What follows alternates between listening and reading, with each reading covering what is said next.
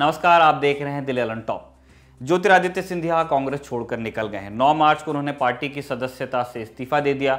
10 मार्च की सुबह कांग्रेस ने भी ऐलान किया कि उन्हें पार्टी से एक्सपेल किया जा रहा है। वो क्या छोड़ेंगे, हम ही निकाल रहे हैं। ज्योतिरादित्य सिंधिया को पार्टी में शामिल कराने वाला प्रोग्राम एक दिन के लिए टाल दिया गया है। रिपोर्ट्स के अनुसार ज्योतिरादित्य जल्द बीजेपी में शामिल हो जाएंगे। बीजेपी ज्योतिरादित्य सिंधिया का धांसू वेलकम करने की तैयारी कर रही है, जिसकी कमी की वजह से ज्योतिरादित्य अपनी पहली पार्टी यानी कि कांग्रेस से नाराज चल रहे थे। आज 10 मार्च की तारीख है, होली का दिन है। ज्योतिरादित्य सिंधिया ने 4 महीने पहले ट्विटर पर अपना बायो बदला था। पूर्व मंत्री और सांसद से वो जनसेवक और क्रिकेट प्रेमी हो गए थे। तब कांग्रेस वालों ने कहा कि इसे अन्यथा न लिया जाए। ज्योतिरादित्य ने अब अपना स्टेटस लिटरली बदल लिया है। होली के मौके पर कांग्रेस का रंग फीका हो गया है। मध्य प्रदेश में कमलनाथ सरकार पर तलवार लटकी हुई है। कमलनाथ कब तक मध्य प्रदेश के सीएम बने रहेंगे, कोई ठिकाना नहीं। इसीलिए वक्त निकाल के ज्योतिरादित्य सिंधिया की कहानी पर बात की जानी चाहिए। हमारे साथी अभिषेक ने ज्योतिरादित्य का एक प्रोफाइल तैयार किया है, उसे वीडियो की शक्ल में अभी आपके सामने पेश किया जा रहा है। ज्योतिरादित्य ग्वालियर के सिंधिया खानदान के वारिस हैं। 2002 में वो पहली बार गुना से सांसद बने। 2019 के चुनाव में, जैसा कि आप जानते ही होंगे, वो अपने ही एक सिपह सलार से हार गए थे। 2018 में कांग्रेस ने मध्य प्रदेश में सरकार बनाई। ज्योतिरादित्य सिंधिया का नाम सीएम कैंडिडेट के तौर पर उभर कर सामने आया, लेकिन पार्टी ने कमलनाथ पर ज्यादा भरोसा दिखाया, जिसके बाद से राज्य की पॉलिटिक्स में ज्योतिरादित्य और कमलनाथ के बीच तनाव चलता रहा। ऐसी लगातार खबरें आईं। ग्वालियर में एक जयविलास पैलेस है, जयविलास महल। ये महल आज़ादी के बाद रजवाड़ों की राजनीति का गढ़ हुआ करता था। ये महल ग्वालियर के आखिरी महाराज जीवाजीराव सिंधिया का था। आज़ादी के बाद ग्वालियर और आसपास की रियासतों को जोड़कर जब मध्य भारत बनाया गया, मध्य भारत के पहले राज प्रमुख जीवाजीराव सिंधिया ही हुए। 31 अक्टूबर 1956 को मध्य भारत के साथ कुछ और राज्यों को मिला करके मध्य प्रदेश राज्य, जैसा आप आज देखते हैं, उसका निर्माण हुआ। फिर उसमें से छत्तीसगढ़ 2000 में अलग निकला। 1957 में पूरे देश में चुनाव होने वाले थे, तो मध्य प्रदेश में भी होने थे। मध्य प्रदेश में ग्वालियर रियासत की तूती बोलती थी, इसीलिए कांग्रेस पार्टी चाहती थी कि जीवाजीराव उनके टिकट पर चुनाव लड़ लें। लेकिन जीवाजीराव राजनीति में बहुत ज़्यादा इंटरेस्टेड नहीं थे। बहुत समझाने बुझाने के बाद जीवाजीराव की पत्नी यानी कि राजमाता विजया राजे सिंधिया ने चुनाव लड़ने का फैसला किया। विजया राजे सिंधिया ने 1957 के चुनाव में हिंदू महासभा के कैंडिडेट को 60,000 से अधिक मतों से हराया था। इस तरह से सिंधिया परिवार लोकतंत्र के अखाड़े में कूदा।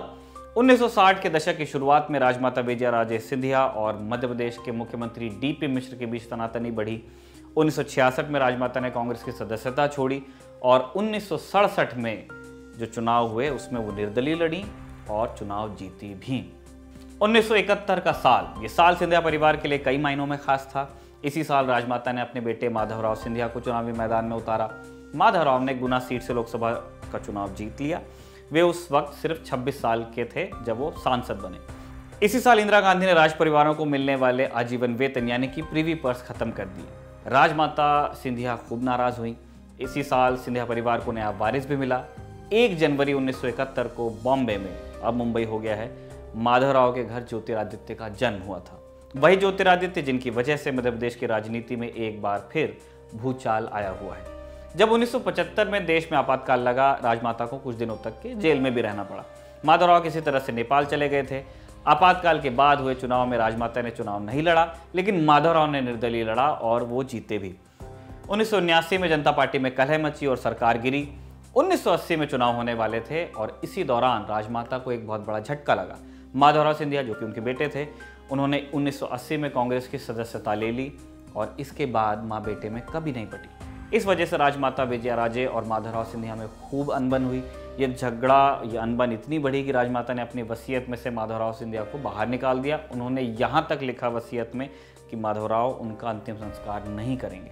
1980 के चुनाव में जनता पार्टी की करारी हार हुई थी। उसी साल भारतीय जनता पार्टी का गठन भी हुआ था। राजमाता को पार्टी का उपाध्यक्ष बनाया गया, जो नई पार्टी बनी, और इधर दूसरी तरफ माधवराव सिंधिया अपनी राह पर आगे बढ़ने लगे। संजय गांधी की मौत हो चुकी थी, तो उसके बाद उनके दोस्त बने राजीव गांधी। उनके साथ उनकी दोस्ती गहराती गई। 1984 के साल में उन्होंने अटल बिहारी वाजपेयी को ग्वालियर की सीट से 2 लाख से भी ज्यादा की मार्जिन से हराया। राजीव गांधी की सरकार में रेल मंत्री वो हो गए। माधवराव सिंधिया 1990 से 1993 तक बीसीसीआई के प्रेसिडेंट भी रहे। एक तरफ माधवराव सिंधिया अपने पॉलिटिकल करियर में नई ऊंचाइयां छूते जा रहे थे, दूसरी तरफ ज्योतिरादित्य अपने जीवन में व्यस्त थे। मुंबई के कैंपियन स्कूल और देहरादून में दून स्कूल से पढ़ाई करने के बाद वो हार्वर्ड गए। वहां से इकोनॉमिक्स में बीए करने के बाद स्टैनफोर्ड यूनिवर्सिटी से उन्होंने एमबीए की डिग्री ली। 93 में वो भारत लौटे और 94 में उनकी शादी प्रियदर्शनी राजेश सिंधिया से हुई। 1995 के साल में वो पिता भी बने। ज्योतिरादित्य सिंधिया ने लगभग 4.5 सालों तक संयुक्त राष्ट्र और मॉर्गन स्टैनली जैसे नामी गिरामी संस्थानों में काम भी किया है। अब आते हैं उस किस्से में जिसके बाद ज्योतिरादित्य की जिंदगी में पॉलिटिक्स सीधे उतर आई। माधवराव सिंधिया 30 सितंबर 2001 को उत्तर प्रदेश के कानपुर में एक रैली करने वाले थे। दिल्ली से एक स्पेशल विमान उड़ा 8 मुसाफिरों को लेकर, लेकिन मैनपुरी पहुंचते पहुंचते इस विमान में आग लग गई और ये विमान भैंसरोली गांव के पास एक खेत में गिर गया। गांव वालों ने कीचड़ वगैरह डालकर किसी तरह आग बुझाई, लेकिन किसी भी मुसाफिर को बचाया नहीं जा सका। इसी विमान में दिग्गज कांग्रेस नेता और उस वक्त गुना के सांसद माधवराव सिंधिया भी थे। पिता की अचानक हुई मौत की वजह से ज्योतिरादित्य सिंधिया को भी राजनीति में आना पड़ा। अगले बरस लोकसभा के उपचुनाव हुए, जिसमें ज्योतिरादित्य सिंधिया ने 1 लाख से बड़ी मार्जिन से भी जीत हासिल की। इसके बाद से गुना सीट पर ज्योतिरादित्य सिंधिया का कब्जा लगातार बना रहा। 4 बार वो गुना से इलेक्शंस जीते। 2014 में जब मोदी लहर चली तो कांग्रेस मध्य प्रदेश में सिर्फ 2 सीटें बचा पाई, एक कमलनाथ और दूसरे ज्योतिरादित्य सिंधिया। कमलनाथ छिंदवाड़ा सीट जीते और ज्योतिरादित्य सिंधिया गुना सीट से। 2018 में कांग्रेस ने शिवराज सिंह चौहान को लगातार 4थी बार मुख्यमंत्री बनने से किसी तरह रोक दिया। इसमें ज्योतिरादित्य को भी लीड रोल में बताया गया और वो सीएम बनने के प्रबल दावेदार बताए जाते थे। उनकी अपनी इच्छा तो थी ही, लेकिन जैसा कि हम सब जानते हैं 2018 के साल में ज्योतिरादित्य सिंधिया एमपी के सीएम नहीं बनते हैं। उसके बाद आता है वो साल जब वो अपनी ही सीट से अपने ही सिपहसालार यानी कि केपी यादव से 1.25 लाख की मार्जिन से हारते हैं। उस पर जले पर नमक इस बात का भी रगड़ा गया कि ज्योतिरादित्य सिंधिया के सांसद प्रतिनिधि होते थे केपी यादव और वो लगभग साल भर पहले ही चुनाव से बीजेपी में गए थे।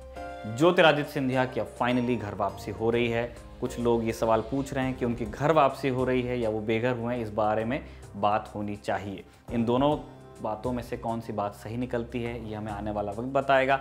आप हमें ये बताइए कि वीडियो आपको कैसा लगा, इस वीडियो के पीछे जो रिसर्च थी अभिषेक की वो आपको कैसी लगी, और अगर आपको इस वीडियो में किसी तरह की सुधार की गुंजाइश लगती है तो ज़रूर से हमें लिखिएगा। कैमरे के सामने आपका दोस्त निखिल खड़ा हुआ है और कैमरे के पीछे हमारा दोस्त ऋषभ है।